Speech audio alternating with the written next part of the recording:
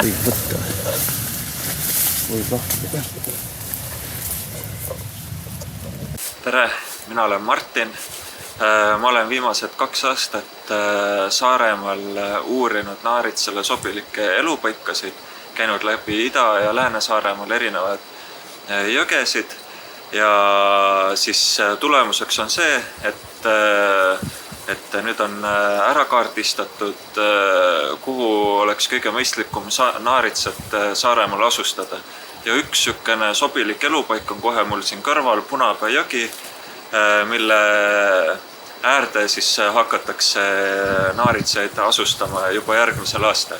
Ja selleks siin minu selja taha ehitatakse naaritsaaedik, kus siis kasvatavad emased naaritsad üles oma pesakonnad ja siis suve lõpus augustis lastakse need pesakonnad siia Punapea jõe äärde lahti.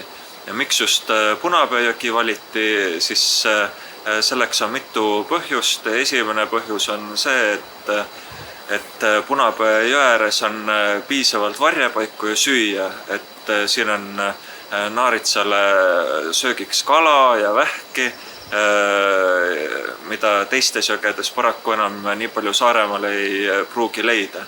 Ja siis, mis on üks võib-olla isegi kõige olulisem asi, on see, et siin Punapea jõe ääres on kiskjaid on oluliselt vähem kui teiste jõgede ääres.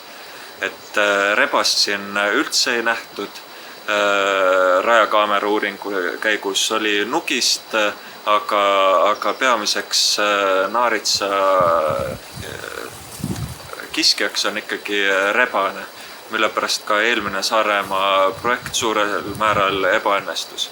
Eeldusel, et meie teadmised on õiged, loodame ka järgmise 10 aasta jooksul Saaremaale saada sarnaselt Hiiumaaga iseseisva naaritsa populatsiooni, vähemalt piirkondades, kus rebast nii palju ei leida.